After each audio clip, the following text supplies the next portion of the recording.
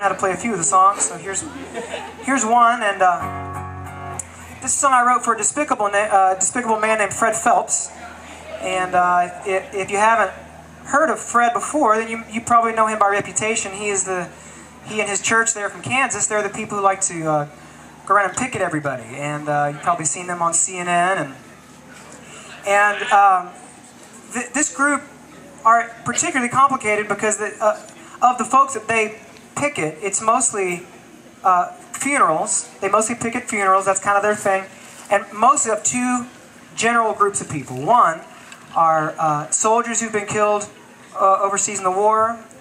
They picket their funerals because they've got this amazing conclusion that they've come to about how roadside bombs, IEDs, are God's judgment on a nation who tolerates homosexuality, and so they celebrate every time a soldier is killed with one, and so they're there to make their opinions known right within inches of their legal rights of the mourning family. And the other major group are really any gay people of notoriety. They are there in great numbers, and they're a confusing bunch. And I've tried over the years, I've hoped over the years that maybe one day that I would get some of their people, maybe just some of the cousins, not any of the big time Phelps people, but to come out to one of my shows. But as of yet, it has not happened. And but Fred Phelps' granddaughter has reached out to me on Twitter, and she assures me that if I had to send her my tour dates, that she'll try to organize something and get the people out. So that's encouraging. It'd be like winning a Grammy for me if I could get some of those people out. But anyway,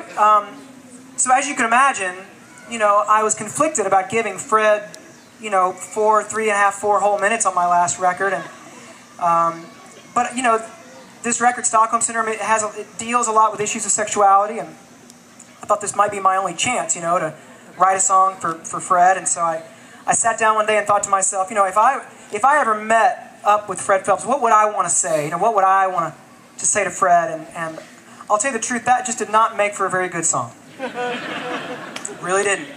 And but I thought, this is what I do for a living. I should be able to, navigate my way through this. So I thought a little harder about this. I thought to myself, here's Fred Phelps. He calls himself a minister.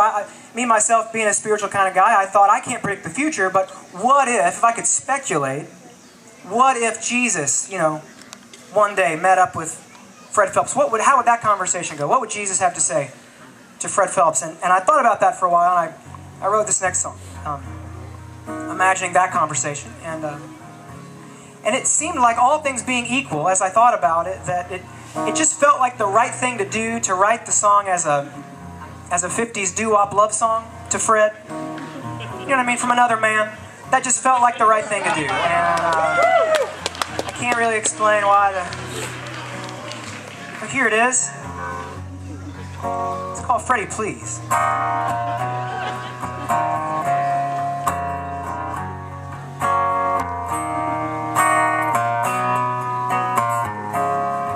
Freddie, please, how can you do this to me? How can you tell me you love me when you hate me, Freddie, please?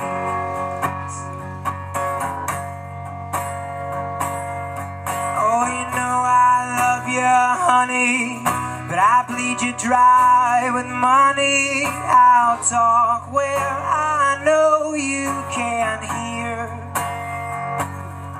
Oh, it's Freddie, can't you see?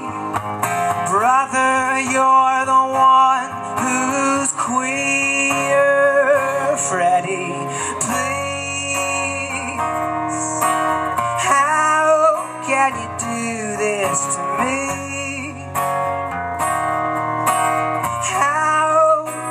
Tell me you love me when you hate me, Freddie, please.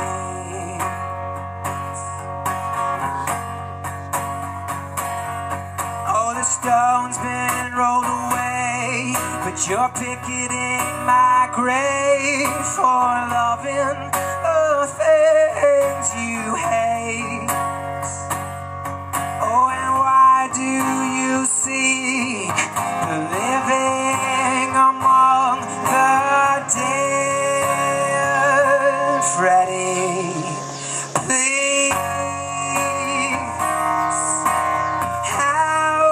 can you do this to me?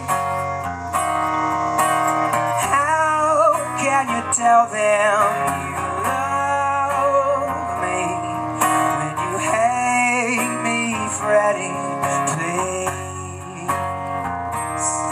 When you hate me, Freddie,